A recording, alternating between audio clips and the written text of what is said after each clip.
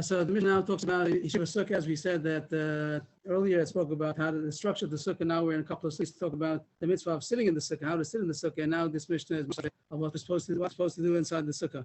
So the Mishnah says, all 7 days of Sukkah, a person supposed to make a Sukkah should be his main living quarter, and the house is supposed to be temporary. Baruch Hashem, Israel is like that, but some people might hear this for the first time, that the sukkah is supposed to be his place of living. Where we used to, like back home, back in the old home, and in America, what we used to was that you go into Eating, but the whole day you're living in your house. But the Mishnah says no, the house is supposed to be the sukkah. It's a different mindset. You're living in the sukkah, and you have to, if you need something, go into the house. But sort of you say that the sukkah is his home, and the home is like his courtyard or something like that. So that's what the Hagdorah, the definition of the way he's supposed to live in the sukkah is. That's supposed to be his main living quarters. The other training, to evacuate the sukkah, is that it's going to be mitzvah that a person, when it's raining in the sukkah, so then if it be leaking in his house, he also would go out of his house. So he's not mechuyev to sit in the sukkah when it's raining. So how much does it have to rain in order that he should be able to go out of the sukkah? But the Gemara is going to say mikvah. Rashi says that mikvah means a kind of a porridge, some kind of a food that's not soft. It's not a soup, and it's not a salad or something in between. And if it gets spoiled, it means that that type of food is going to be spoiled. There's so much rain, it's dripping in enough that it's too much. I don't know how to translate that exactly, and I think the Mepharshim also don't know what that is exactly. They say when there's so much air, that's the way I said it before, that a person would evacuate his home if he would have to sit in such a rainy, dripping home. But exact Tisra Hamikwa, I don't know if we know how to translate that into our porridges. What does that mean? How much water has to get into the porridge? How hot, how cold it is. Other things also. Here is talking about rain. You're talking about cold and heat. There are other things also. It's a hot day. It's good. Yeah. It could be interesting, and the Mishnah doesn't say that. Like Mishnah is like a very definite. It doesn't have to do with the cold, and that has to do with how much water is coming in, and it might be how much water is that you have a porridge of some sort, and it's going to mikvah. Mikvah is that. Mashal Madavadoma. They said a mashal about what is comparable when it rains. He said it's not a good. First of all, it says if it rains, you're allowed to leave at a certain time, but it's not a good thing when it rains. It's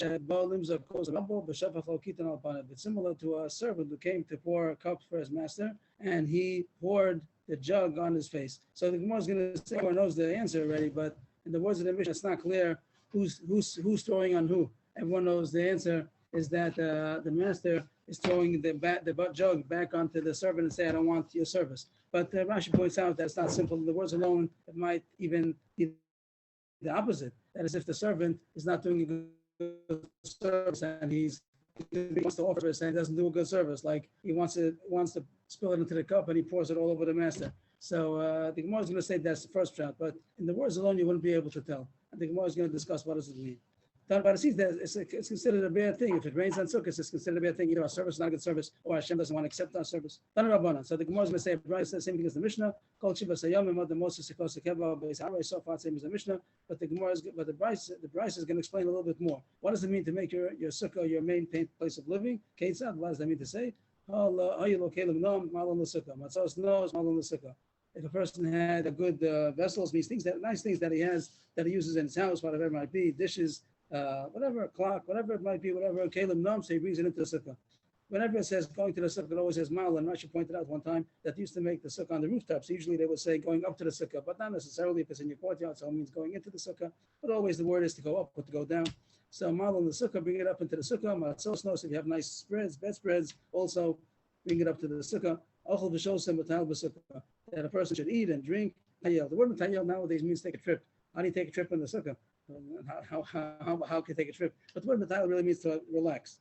It means to relax. It means when you want to relax, so then you relax in the sukkah. Rabbi, yes, please.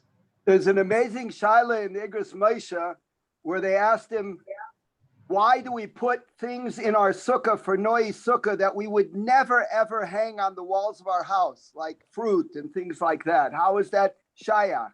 And Rav Moshe answered that the whole mitzvah that we're doing now, right now, Teshvu Kain Teduru, is like you said in the beginning of the share, it's only on the Ofen Yeshiva and not on the binyan of the sukkah. So he said you should put anything that makes the mitzvah nicer. That's shayach to sukkahs. Well, we had to explain. We had the Gemara before. The Brisa brought down before that all kinds of examples of beautifying the sukkah were these cases about putting on the fruit and things of Yishav Eretz Yisrael, wine, all that. So this say that. Of course, I would think also that if you have pictures and things like that that you'd use in your house, it's also beautiful. Like not different than it says here. But that Gemara does say that there's nice sukkah also with the produce of Eretz Yisrael. Chag Sukkos has to do has something to do also. Like the lulav does, that has something to do with produce. So that's where the Indian of making Noi Sukkah, the beautification of the sukkah, is also decorated with the growth of Eretz Yisrael. Right. So The Havamina Kasha was simply that Teshvu Kain Teduru. If I'd never put it in my house, how can I put it in my sukkah? And Teretz is just like you said. Yashikar. So here it says one more. Manani Mili top line in the. They want us to put a price in that. Nice. I don't know if that's what it means, but it probably would include also if you have a couch and you could fit it into the sukkah. Yeah. All that is included. Yeah, Caleb, no. So not immediately, how do you know what's the source for that? So far we had the din, we had a little bit elaboration, but we don't know the source. Now it says the source. One on Teshvu Kain Teduru. That's going to be the source. Teshvu, it means the same way that you live, the same way you live. Ketzad. Now it says the same thing over again. You can't number. All right, Ketzad. So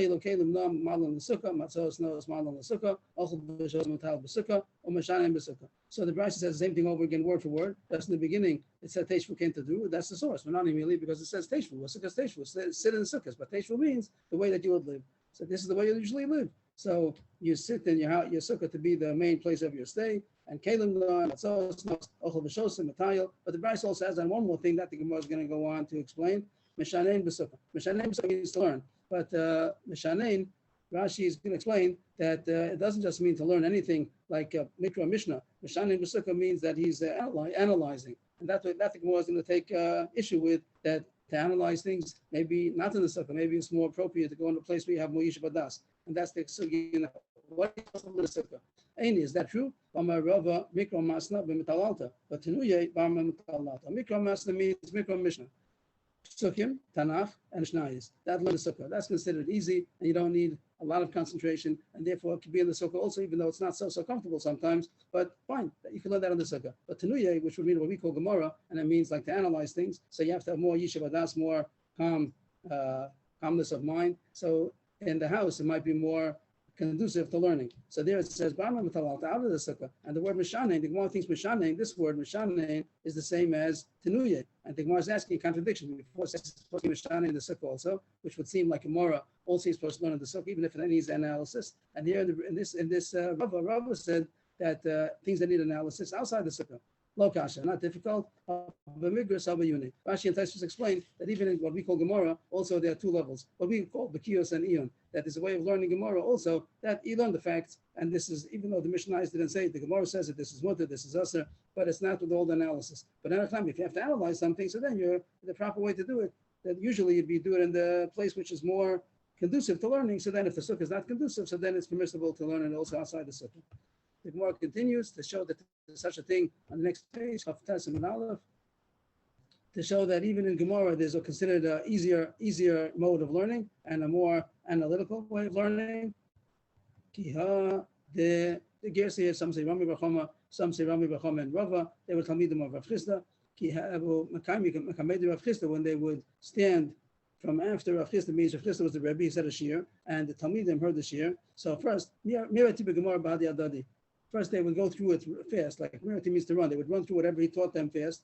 And Rashi would say, like, what's mutter, what's asir, or whatever is permissible, what's ever prohibited, without all of the analysis of what he said and asking contradictions, maybe. And then they would look into the reasoning, which is something that takes more concentration, and Yishuv Adas is necessary. So the Gemara does prove there's such a thing by Gemara also. Not everything is the same level of analysis. Even by Gemara, there's some things that are easier than others. The easy part should be done in the sukkah, but if it's hard, the things that need to be more thought has to be invested. So then you can do it inside the house, air conditioning, whatever you need, a place where it's more comfortable. New Gemara, also now the Gemara goes into the subject about how the sukkah, how you live in the sukkah. just to get the idea again and again and again. The word metalalta means a sukkah. It has something to do with sail, probably, in the Aramaic. So mani mishnah means klei shtia, vessels that are used for drinking, cups, bottles, things that you use for drinking. So then metalalta, that's supposed to be in the sukkah. Mani mechla metalalta, but food vessels, klei ochel, klei achila, that's supposed to be out of the sukkah. Of course, plates and dishes, of course, when you're eating, so of course it's in the sukkah. But the point would be that things that usually don't bring into the sukkah, you should take it out. The point would be that after you finish eating, Rashi, the person will explain, is that after you finish eating, so the klei achila are dirty. If you have plates, the same way in your living room, you wouldn't leave dirty plates and the dining room table after you finished eating. So you're not supposed to leave it in the sukkah either. I think some people are marked right away as soon as they finished using the plate right away, they want to take it out. I don't think it's mamish necessary. I think it's the same thing as you have on your dining room table. While you're eating, even if you're still talking, it's normal to have the plates on the table. But once you finish, you don't leave the dirty table. Even if you're going to go out of the sukkah, you don't need it right now. You don't leave a dirty table. So too, the klei achila, you're not supposed to leave in the sukkah. It's considered disgusting to leave it in the sukkah. It's not the way you do it on your dining room table. But the klei achila, but the klei shtia, glasses and those things, they're not, even after you finish drinking, it's not disgusting, and therefore you could leave it in the sukkah even after you finish eating. Shabbos, if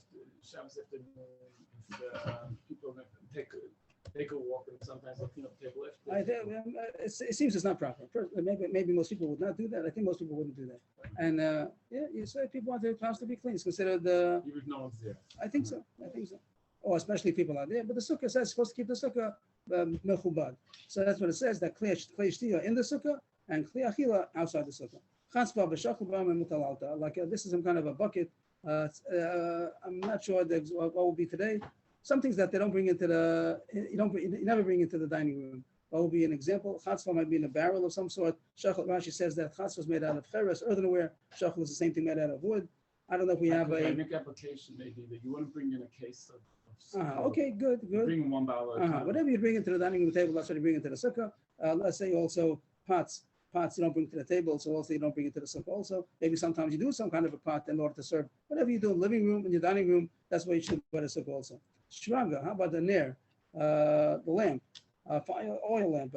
Some say that it goes in the sukkah, some say it goes out of the sukkah. What's that? They're not machlokas about that. If it's a big sukkah, so then bring it into the sukkah. If it's a small sukkah, like Rashi says, a minimum 7 by 7 tefachim, so then out of the sukkah, Taisa says maybe the reason is that the sukkah shouldn't burn down. We're talking about oil, fire. So if you bring a small nair into the sukkah, it might cause a fire. So then keep it outside the sukkah, I guess nearby, that it should make light in the sukkah, but don't bring it into the sukkah. Nowadays, if you have electric or something like that in a way that it's not going to cause any fire, so then everyone would then probably going to test this strategy to bring it in the sukkah. The point is, whatever you do under normal circumstances, do in the sukkah. And here it says, if it's dangerous, don't bring it into the sukkah. But usually people like You're talking about the Ner Shabbos and things like that. Ner Shabbos. So also make sure that it's not. Make sure that's not going to cause a fire. Do it in make it in whatever they have, the glass boxes, like the Hanukkah boxes they have. Make sure it doesn't cause any fire. That's the horror what the Gemara means. The Gemara doesn't say openly. Rashi also doesn't say. Tosha says maybe the point is that it shouldn't cause a fire. I mean, things how the post can understand. The Mishnah said Yordu Geshamim. If it started raining, so it says when are you allowed to leave? So we said mikvah is a kind of a porridge of some sort, not loose food, not too watery and not too solid. And once it gets spoiled, so that's enough rain that you're allowed to leave the sukkah. Here it explains. Now we learned to the price. So it adds on 2 words that it's some kind of a pea porridge, something like that. Grisen is split peas. So some kind of a cooked dish out of pea soup. Some kind of, I guess a pea soup is like a thick soup. And if it gets so watery that people just say this is not a good soup, so you can go inside the house. Abai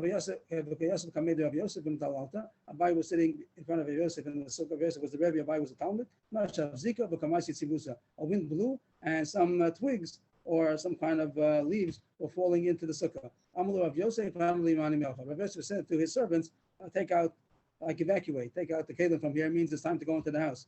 Abai said the shear is only after the mikvah will get spoiled, means that it isn't that same level. Of course, it wasn't raining. Here it was not raining. It was some twigs falling into the sukkah. But Abai was saying it's not the same shear. Like it has to be very uncomfortable in order to go, and it's not so uncomfortable yet. Amalei, Avesi said, I'm finicky. Is there another word for finicky? Any other word than that? So, it's not it's a sensitive, particular. Those kind of, so it's hard for me to tolerate such a thing. Rashi brings down the Gemara that Yosef said other places also that he was anin and adas, that a person cannot tolerate these kind of things. So for me, like everybody else, the level of this mikvah, this for me is that level. So it seems that it's subjective. The Gemara is saying that it's not objective. It depends by each person. If for him it would be the level that for other people it's not, you can't tolerate it. So in his house also, he would leave the house if he'd have such a situation. Okay, here the case is that it was raining. Whatever amount of rain, amount that he's allowed to leave the sukkah, he went out of the sukkah. Yes, it's yarad, like we said, that the going out of the sukkah is going to go down to the house. Mafunik, yes. Right. Here's the right. Anina Datai. Mafunik probably comes from the word finicky and mafunik probably is the same. Istinus, yeah.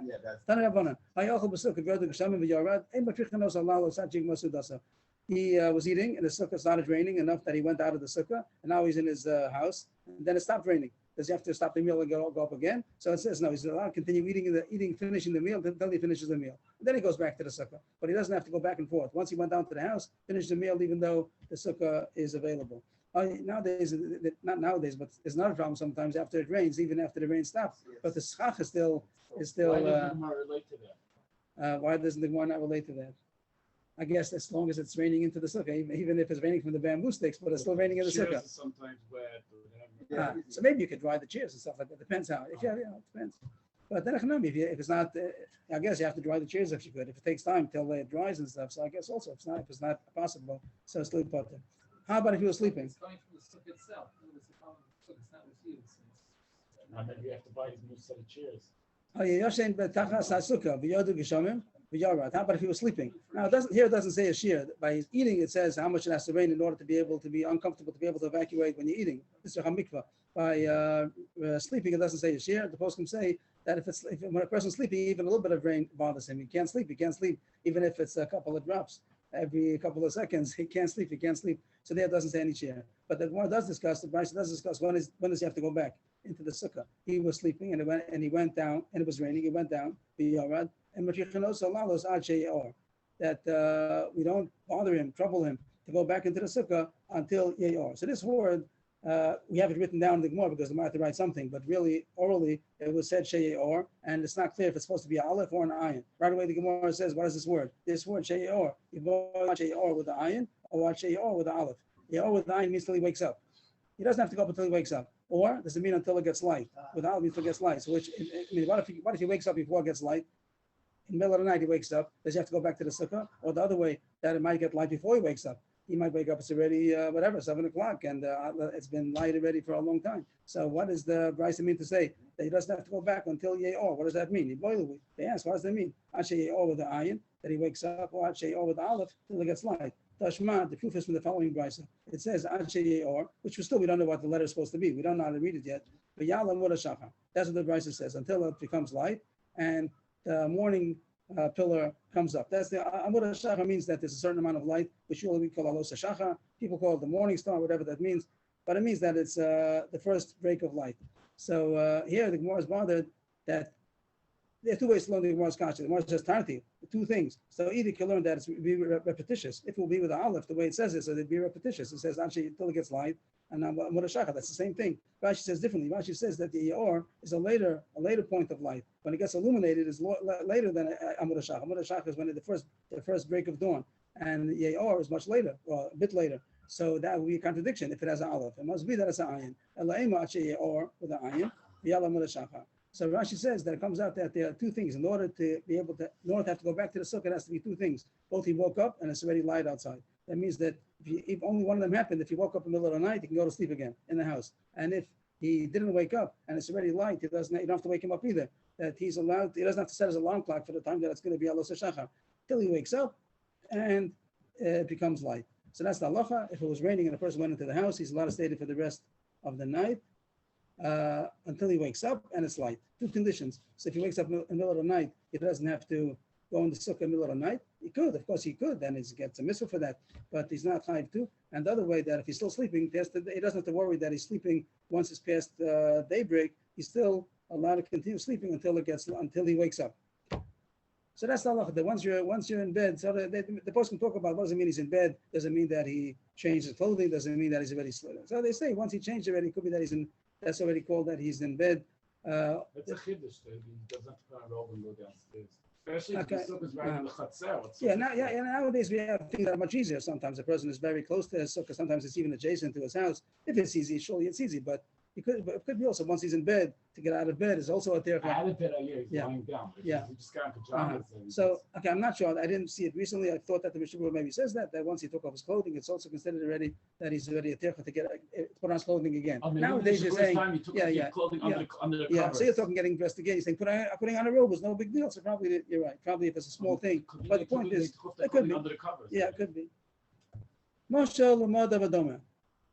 So the Mishnah says that when it rains, it's not a good sign. And it's like he threw a jug onto his face. But it doesn't say who's he. He threw a jug onto his face. Who's his? Who threw a jug to who? And Rashi says the possibility would be that either the servant, he's trying to serve a cup, but he did a bad job and he spilled it on the master, and means the service is not a good service. And that would be that we want to bring a sukkah to Hashem, but we're not bringing a good sukkah. We're bringing a rainy sukkah. So we're not doing a good service. And of course, Hashem is the one who made it rain, but it means that our service is not a good service. Or it means Hashem is telling him, I don't want your service. And it will be like the servant offered a cup to the master, and the master throws it into the servant's face and says, I don't want your service. So which one is Pshan in the Mishnah? Tashma, the Tanya, Shevachol Rabo, Kitan al Panav. So here it says Referish Rabo, that the Rab is the one, the master is the one who threw the cup onto the kiton, the jug, into the face of the servant, and he told him, I don't want your service. So when it rains, it's not a good sign that it's raining and we can't even come to the mitzvah of sukkah. Some say it's especially the first night, because then there's a mitzvah to stay in the sukkah, but just read the rest of the sukkahs also. I'm not sure why they would say only the first night. It's true there's a big chiv the first night, but the rest of the sukkahs also. So I'm not sure if that's true, that it's only the first night. Some say also only in a place where it doesn't usually rain during that season, but in a place where it's rainy season, so then maybe it's not a siman klala as much. It could be, but it's also saying that Hashem is not accepting their service. Tana Rabbana, top of the first white line. So the rest of the Gemara until the end of the parak today is not going to be about sukkahs. Since Rashi says, since we have mentioned something about a siman klala, the fact that it rains during sukkahs is considered like a bad siman. So the Gemara goes now into simanim. Yes, please. The Bikurei Yankov says something I never heard before. He says very interestingly that it's only a siman klala if it wasn't raining before sukkahs and it happens on the first night. But if it was raining for a week or two before sukkahs, then he says it's not a siman klala. I hear the similar to what we said, but it's a chiddush because Lamaisa Hashem is not accepting the service. It's not as bad as siman klala if it's not Dafka started raining then, but I could hear the opposite also, that even if it was raining before, but Hashem orchestrated it, that the service of sukkah should not be accepted. So it needs a raya l'chara. Tana Rabbanan. So we said that the rest of the Gemara is about simanim, not about sukkahs at all. Tana Rabbanan. Now it's going to talk about an eclipse. Eclipse is considered a bad siman, a bad sign. So people are bothered that eclipse is something we could calculate. We can already before years ahead when there's going to be a solar eclipse, a lunar eclipse.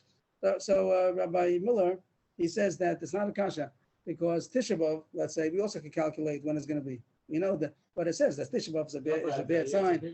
It's a natural thing. Yes. Tisha B'Av is not. Doesn't make a difference. That means that it doesn't. But if there's something that's considered in the Bria, Hashem made that it should be something which is down, like we say that it's not as light. That it's called that luminaries are not functioning the way that they always do. So that time is a siman, a bad time. It doesn't mean, like the was going to say, it doesn't necessarily mean something bad is going to happen.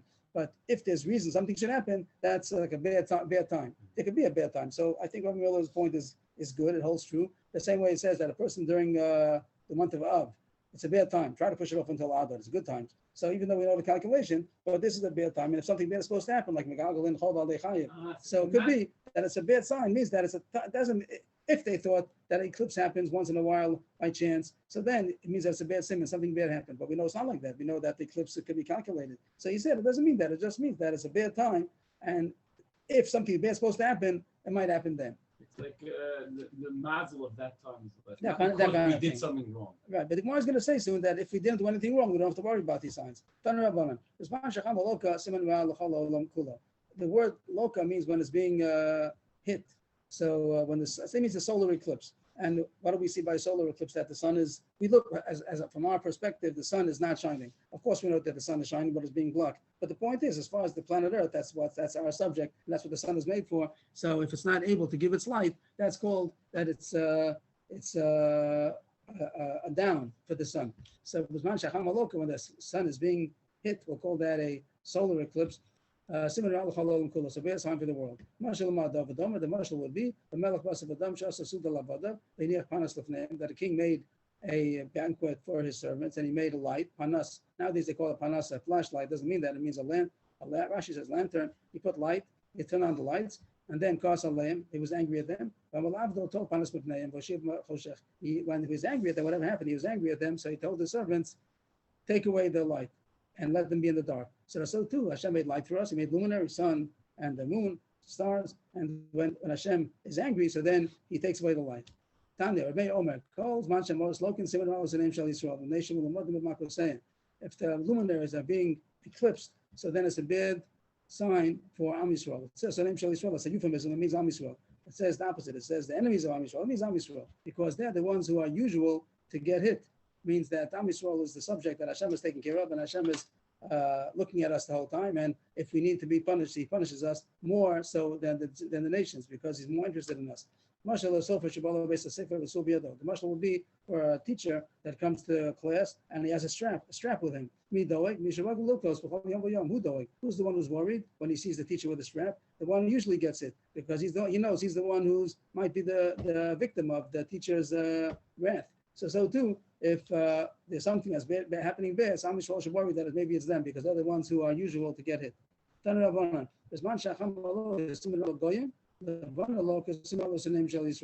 difference between a solar eclipse and a lunar eclipse. When there's a solar eclipse, then it's targeting the nations, the ones they're the ones who the bad sign would be for. But if it's a lunar eclipse, then it's a bad sign for Am Yisrael. Why? If nations strong because the Jews count by the moon, so the moon represents Am Yisrael. So if it's a lunar eclipse, it's a bad sign for the Jews, and the Goyim they count by the sun. This is talking about the Christians. The Arabs count only by the moon. Interesting thing that the Christians they count by the sun, and the solar months are artificial. There's no such thing really as a solar month. They just divided the solar year into 12. But Islam they count by the moon only, and they don't count by the sun. Am Yisrael has a combination of both. With the Ibn Shana, the leap year, we're able to make that the solar year and the lunar year, they coincide with each other. But here the Gemara says, in contrast to the Christians, so it says that the Goyim count by to the sun and the Jews count to the moon. So the moon is a bad sign for the Jews. Someone might ask us to be surely a bad sign for the Arabs because they count only by the moon. But here the Gemara doesn't say that. Here the Gemara says that the Goyim count to the sun and therefore that's a bad sign for the Goyim, and the Jews count by the moon, so therefore lunar eclipse is a bad sign for the Jews. Because for the Arabs. Maybe. And then now when the sun rises, so the sun is in the east, when it sets and it's in the west. So if the eclipse happens in the morning when it's in the east, so then it's a bad sign for those people who live on the east. If it eclipse which happens in the west, when the sun is in the west, so then it's a bad sign for those who live in the west. If it's the middle of the day, when the sun is mid sky, so then it's a bad sign for everybody. Another point. What is the color of the sun during the eclipse? Sometimes it could be more reddish, sometimes it could be more blackish. If it's reddish, it looks like blood, so then it's a sign that there might be war. So a sword is coming to the world. The sak, if it looks like sackcloth, which is more blackish, Rashi says they made it out of goat hair, goats are black. So if the sun is blackish when it has an eclipse, so then then it's going to be some kind of hunger pangs that are coming to the world. And Rashi says people that they don't eat, so their faces become blackened. So that would be a sign of famine. Lazu, if it looks blackish and reddish, then it's both. Then it's going to be a sign both of war and also famine. So here, means when the sun is going down at sunset, and means the sunrise. If it happens at sunset, then then it means that the punishment which is coming, this bad sign, is going to not come right away. It's going to be later. And why is that? Because it took a long time for the eclipse to happen. It means the whole day the sun was shining, and towards the end of the day, right before sunset, that's when the eclipse happened. So then that's a sign that the punishment is not coming so soon. It's not coming speedily. But if it happened as soon as sunrise, that's when the eclipse happened. So then that shows that it's coming right away. The same way, as soon as the sun came out, right away the eclipse happened, so too the punishment is going to come right away. Some say the opposite. So Rashi says, I'll try to explain what I think Rashi says, that the opposite would be that if it happened by sunset, that means that from the beginning of the day, how does it go? From when the sun came when the eclipse happened until the end of the day is a short time. That's called that the Fronius is coming soon. And it also means that from the time of, it happened by sunrise, so that doesn't mean that it takes a long time till sunset. That's considered a long time. So there are two ways how to understand the simon of sunrise and sunset. Which one means that it's going to happen soon, which one means it's going to happen much later. Then it goes further. And this seems to be a separate point, that whenever a nation is punished, so it's God is also punished together with it. What does it mean it's God? So Rashi says that they have a sar each. The pasuk says also it's psukim that each nation has their sar. Like I said, sar Yavan and sar Paras. Am Yisrael says over there that they don't have any sar. Michal is the sar, but he's the one who's lamed chus. But as far as being under the jurisdiction of an angel, each nation of the 70 nations has an angel that's in charge of that nation. So here it says that there's whenever a nation is punished, so its angel is also punished also. When Hashem punished Mitzrayim, it says he also punished the gods of Mitzrayim. The next point says, if you say that a god is just an idol, piece of stone, then the Gemara doesn't. What does it mean? The god is also punished. But if you say that it means that there's an angel that's in charge of that nation, then it's understandable. One more point, which we said in the beginning, if Am Yisrael is doing the will of Hashem, they don't have to worry about all these signs. It's a sign. A sign means a sign of a bad sign. Something might happen, but that's only, as Rabbi Miller said, that we could calculate it by the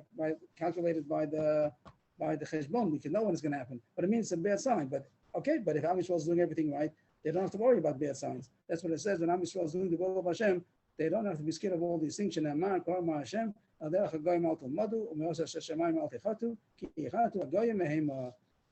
so said Hashem, do not learn the ways of the nations and do not be scared of the signs of heaven. Who should be scared of them?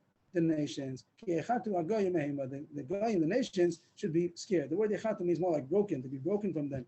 That the goyim are scared of the signs. Am Yisrael, when they're doing right and they're not learning the ways of the goyim, so then they don't have to be scared of the signs of the heavens.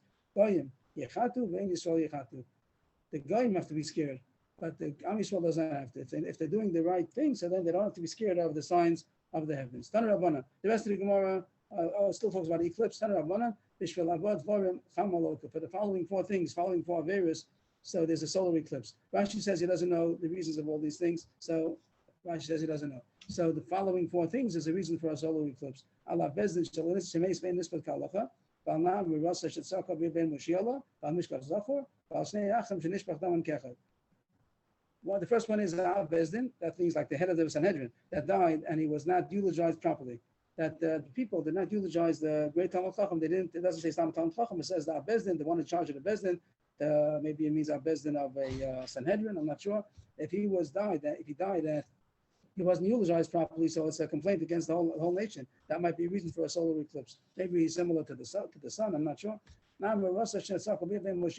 A betrothed maiden. That means that she was married. We said there are two stages of marriage. There's Erisin and Nisuin. And Erisin, not the way they call Erisin today. Today, Erisin means just an engagement. But the real word of Erisin means the Kedushin, which is the beginning of the marriage process. And she's betrothed. He gave her a ring, a Shabbakuta. She's considered married. But they don't live together until he brings her to his home, which in those days would be like a year later. But if somebody has relations with a non-Marasa during that period, so it's Chayiv Skila. It's even more serious than marrying a married woman, because this stage of Erisin is considered something in between. It's even more serious. But anyway, it says in the Pasuk, when it talks about that, it says that if she was raped out of the city, no one was there. So then it wasn't her fault. She screamed, nobody was there, and it wasn't her fault. But in the city, so then it's understood that if she screams, people would help her. So she's considered guilty also. But here, sometimes there's a case where she's screaming and nobody's helping her. That Namras is screaming for help and nobody's helping her. That means that it's a complaint against the whole city. Why they're not saving the girl who's being raped? So everyone is held responsible, and that's the reason for a solar eclipse. On Mishkav Zachor, on homosexuality,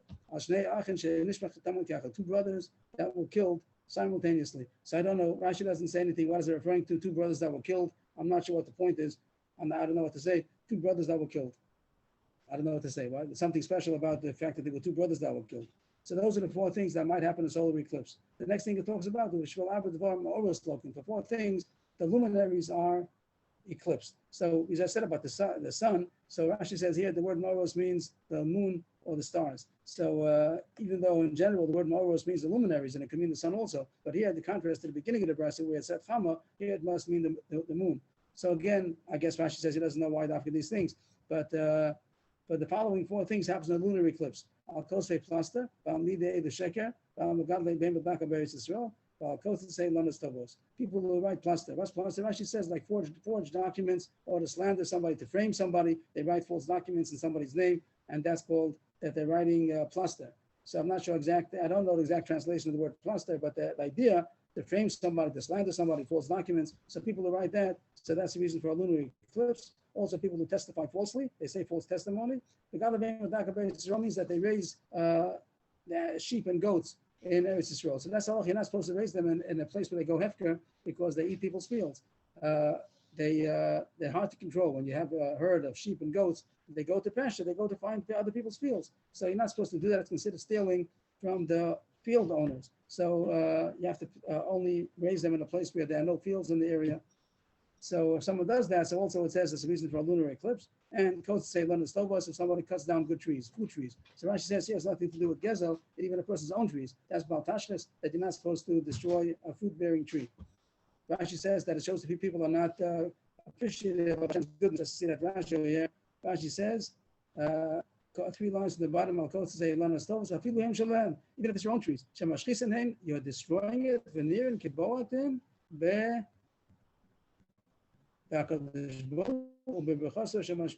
shows like they're kicking in the good that Hashem is sending them. So a person is supposed to appreciate all the good that Hashem gives fruit trees, so you're not supposed to destroy them. And the next thing, another list, one line up from the bottom, for the following four various state of rich people is given over to the kingdom. The government sometimes takes money from rich people. So it says this is the reason. The following reasons that they didn't use their money wisely. If they hold paid back contracts, they have a contract, someone owes them money, and it was already paid back. And for some reason, it wasn't torn up. So if he holds on to the star, that means he wants to use it again. He's supposed to either write on it paid, or he's supposed to tear it up, make it some kind of a way that it shouldn't be able to be used again. And if somebody keeps such a star, he keeps such a contract, even though it's already been paid, he still keeps it in a way that is dangerous. He might use it again. That's considered avera, that he might lose his money to the government. So somebody lends money with interest. That's the Issa Deraisa, that you're not allowed to lend money for interest to a Jew. There are ways people do it nowadays, but it has to be in a certain framework that it's not going to be just a loan. It's going to be some way a deposit. He's a custodian. He also has a part in it. But a regular ribis that he gives money and he lends money and he takes back more. So that's going to be Issa of taking interest. And that also will be a reason that he's using his money against the Torah. So his money will be taken away. And the Amud Beis, I'll show you, see people limchos below the people, the rich people, they have the ability to protest against other people. So Rashi says the rich people, they have influence. Yeah, sure, people are rich, they have people influence. If they say something, so people listen. So if a rich person had influence, but he didn't use it, he could have used his influence in order to influence people for good, but he didn't. He had the ability to protest some avera, and he didn't. So then his money gets taken away. The government will take away his money. Not that they know what they're doing it for. They're doing it because of their own reasons. But Hashem orchestrates it. He should lose his money to the government because they didn't use the money well in a way that they could have used their powerful, influential power for good, and they didn't. If they made a pledge in public, when they had an appeal, he made a big pledge, but then he didn't come up with the money. He didn't pay. So then also he's not using his money. He's getting honored for his money, but he's not using it. So also the money would eventually might be given over to the government. Rav. That was all Brisa till now, I think, and it said a Brisa. I think it was a Brisa before, and now it says Rav. Rav. Before we spoke about that the money is given over to the government somehow, but now it says that sometimes they're going to lose their money. The word Timyon, Rashi says it gets finished up. So because of four things, people are going to lose their money. Rich people lose their money. One is that he holds back payment of wages, and second one is that he holds back completely. Rashi says kovish means that he's holding on to it and he doesn't give it right away. He owes somebody money for his work, for a salary, and he holds it back. But he eventually is going to give it to him, but he hesitates. He doesn't give it to him right away. That's called kovish chasachim. Oshek chasachim means that he doesn't pay him at all. That's it. He doesn't pay him. So these two averis, they're causing that he should lose his money. That they shirk responsibility, that they have a certain they have a certain responsibility, and they take it off. Literally means they have a yoke on them, and they take it off their own neck and put it on somebody else's neck. So I think the point is that they have a certain responsibility, and they are avoiding their responsibility, and they put it on other people. So I guess also that they had a responsibility because of their money. I'm guessing, and that they didn't use it. They didn't do their responsibility, so they're going to lose their money. And also by arrogance. The Torah also has to be because of their money, they're arrogant. If they're arrogant because of their money, they don't realize that Hashem gave it to them, so then Hashem's going to take it away. If a person uses his money wisely and correctly, and he realizes where it came from, and he's only a custodian to use it for the right thing, so then he deserves the money. But if he doesn't, so then the money will be taken away. The Gaza ruach connected to and arrogance is worse than all these other things. All the other things that it said, arrogance outweighs all of them. Avla ba'anavim wants to end up with a nice thing. Avla ba'anavim ksiv anav miyeshuvaris v'zangal v'roshlam. It doesn't want to end off with the arrogant, so it ends off with the humble. By the humble people, it says that they're the ones who are going to inherit the land, and they're going to be delighted with abundance of peace. This was the end of the second parak, and Bez Hashem will come back again. And that's what the word Hadran Lach means, that we're going to come back to you, and we start the third parak. So the first two parak are all about Sukkah. The beginning was mostly about the structure of the Sukkah, and it went a little bit into the second parak also. And then the continuation of the second half of the second parak was all about the way to live in the Sukkah, how the person relates to the Sukkah. And now we're going on to the Lulav. And the mitzvah, in the Chag of Sukkah, there's two mitzvahs. One is about the Sukkah, and one is about Lulav. And now we start the subject of Lulav. Rashi tells us that first talks about Lulav, and that's going to talk later on in the Mishnah about Hadassim, then Aravos, and then Esrog. Each Mishnah gets, each one of the four species gets its own attention. So first we talk about a Lulav. So today we'll just do the Mishnah, and we'll continue tomorrow with the Gemara. Lulav Agazlav Ayav is Pasal. A stolen Lulav is Pasal. If someone steals a Lulav, it's a kosher Lulav, but he stole it. So for him it's Pasal. And he's not going to the mitzvah with a stolen Lulav. And also Yavish, a dried out Lulav. We're going to see later on all the details, what's called dry, how dry is dry. You have to realize that now in Eretz Yisrael we have mamish an abundance of everything come out. All the mean that we get are very, very hidur, very, very muhuda. But sometimes, in a faraway place they don't have. So you have to know the in Europe they had very much difficulty. You just get one for the city, and even that was questionable. No one would use it nowadays. So we'll see all the halachas of what's considered pasal or kosher by the Daled Mina. Is that only you steal a person's tefillin and you put on a tefillin, or you like tefillin? I don't remember. Maybe one should do the mitzvah. He doesn't mind getting this. In the case where he really stole it, not just borrowing it, he really stole something. He stole somebody's tefillin. Is he going to be able to miss his tefillin? I don't recall, but I think that sometimes there are differences. And here Rashi says the reason is because it says lokachtam lachem. We said also a few days ago by Sukkah, some of that Sukkah Gezulas also, behold, the Sukkah Gezulas also, but it says it sounds only because of a pasuk. So you're asking about other places where it doesn't say lacha, we have to see that. We have to see when we get there. Maybe I'll try to look it up, but fill in especially in particular. So the first halach is the stolen rule of Rashi is because it says lokachtem lachem, and that the more dashens that it should be yours, at least on the first day. We're going to see later on the second day, maybe it doesn't have that requirement. But so far, the Mishnah, a stone lulav is puzzle, also a dry lulav is puzzle. Shalashera, Shalini Dach is also puzzle. Shalashera means Avodah Zarah. There was some kind of a tree that Goyim used to serve as worship it. And if the palm tree of the lulav, they made into an Asherah, they worship the tree, so it's Avodah Zarah. So also, that becomes Asher, and they can't use it for a lulav anymore. Yoni Dachas is a city that most of the people serve the Avodah Zarah, and the whole city becomes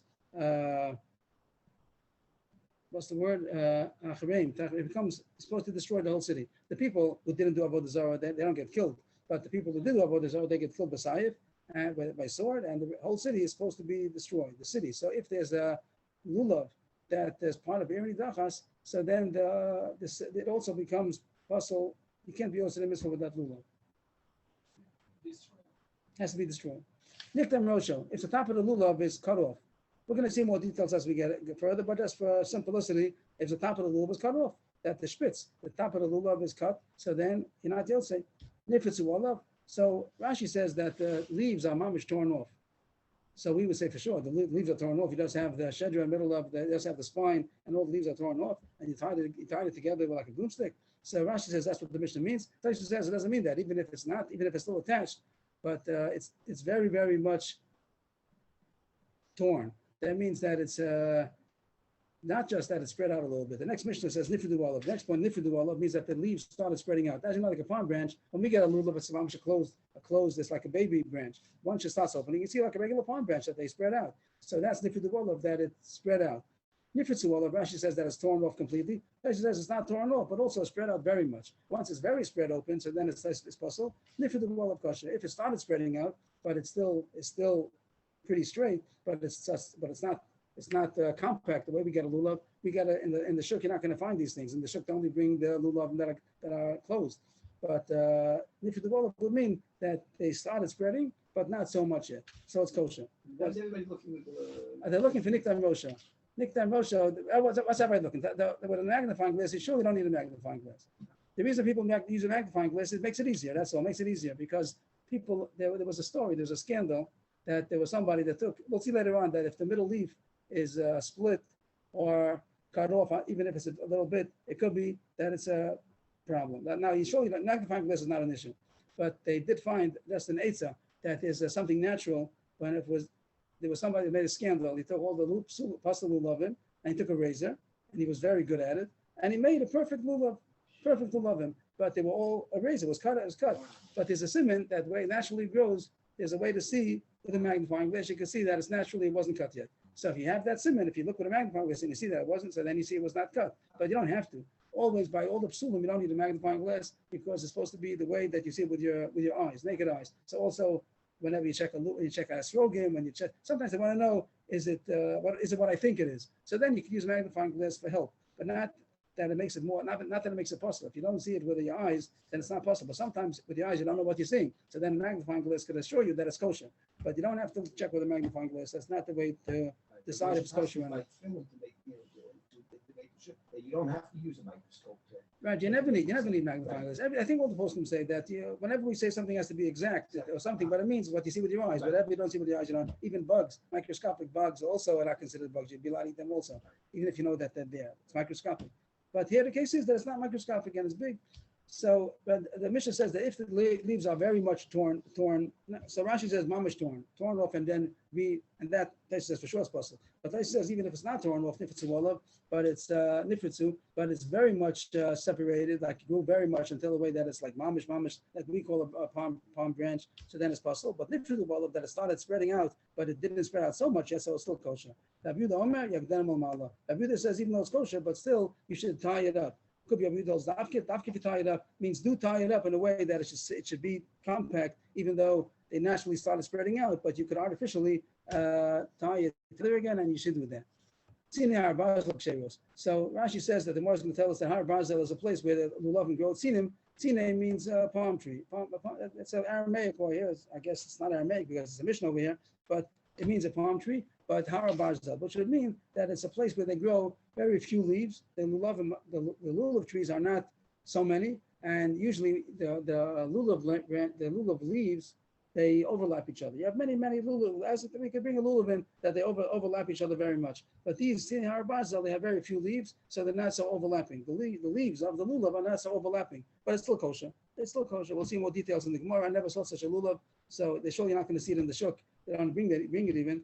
But they will be kosher. And the last thing, what's the minimum size of a lulav? Lulav sheish bo shloshet tfachim kedei l'naneh bo kosher. A lulav which has 3 tfachim, 3 handbreadths, in order to shake it, is kosher. So the literal translation might sound like 3 tfachim, that the size of a lulav is 3 tfachim. But the Gemara is going to say it really means 4 tfachim. It means a lulav sheish bo shloshet tfachim ukedei l'naneh bo, which Rashi tells us to what the Gemara is going to say. This point altogether has to be 4 tfachim.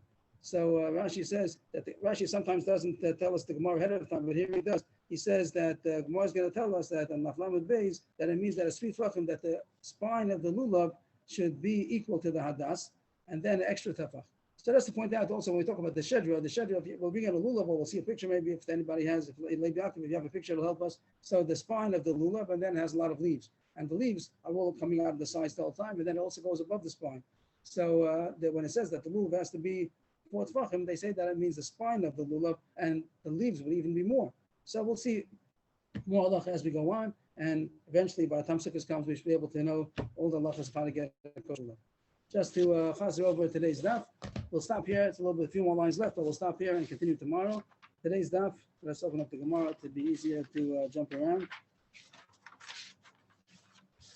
So the end of the second parak, we spoke about how you're supposed to sit in the sukkah. The last Mishnah talks about sitting 7 days to make it keva, and then it says in the Mishnah also about raining, that there's a time that you're allowed to leave Tisra HaMikvah, and it says it's not a good sign, like the master threw a cup into the face of the servant. The Gemara says that the source is from Teshvu Kin Taduru, and that means he's supposed to live keva. It talks about bringing up the Kalim Norm, Matzah Snows, Ochel B'Shosem, the title, which we say means like relaxing. Also, the Gemara spoke about Mishanin also to learn. But the Gemara said the difference between learning Mikra Mishnah and the Sukkah. Gemara depends if it's more Bakiyastic, more easy Gemara, so then to learn it in the Sukkah, but if it's a hard that needs analysis, and then out of the Sukkah.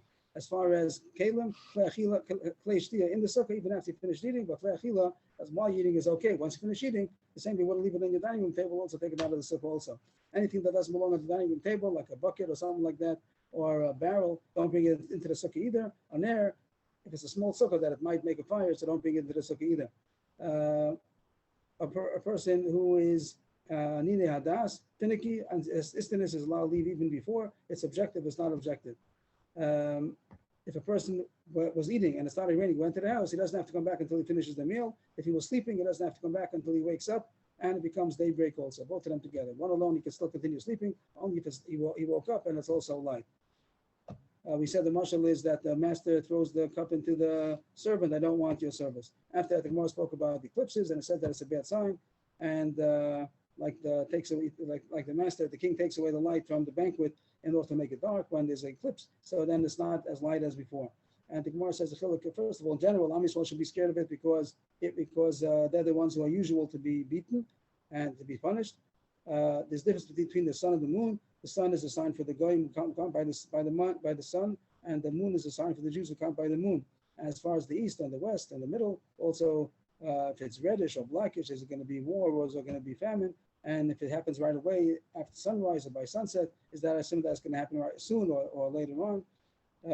Also talks about the end of the Gemara that the gods of the nations, which mean the angels, are also punished together with the nation. And Am Yisrael, if they're doing Hashem's will, they don't have to be scared. The goyim have to be scared.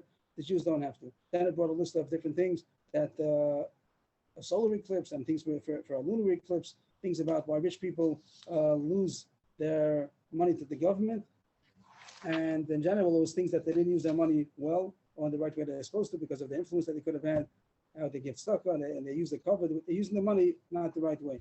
And that also says there are things that they lose their money to Timyon, not after to the government, but they lose it. And if they don't pay their wages on time, they don't take responsibility, and if they're arrogant.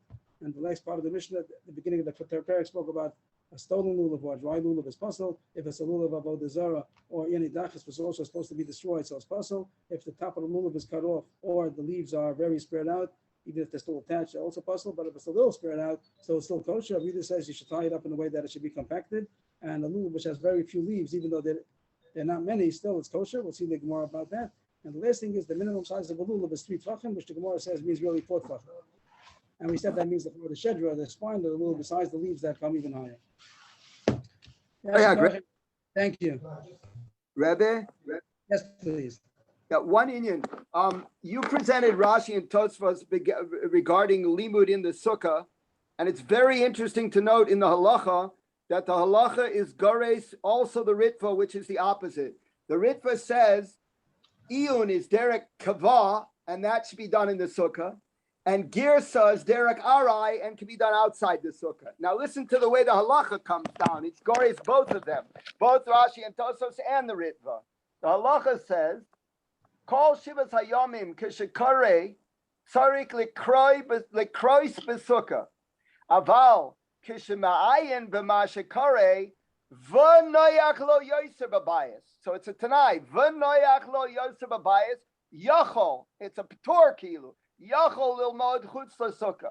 Being daitel miyusheves b'sukkah lo made sham, as if it's telling you at tzivui. Lo made sham if you learn iyun better in the sukkah. And then Rashi would say all that. Rashi alone would say all that. The basic of Rashi and Tosfos seems to be that iyun because it's harder is outside the sukkah. But yes, the Ritva learns the opposite. I don't understand the Ritva that you're quoting because Mikra and Mishnah. Learning Teva. Mikra Mishnah, Employee. I don't understand how you're saying it because Mikra Mishnah, there's fair in the Gemara that's inside the sukkah. Why should he say that?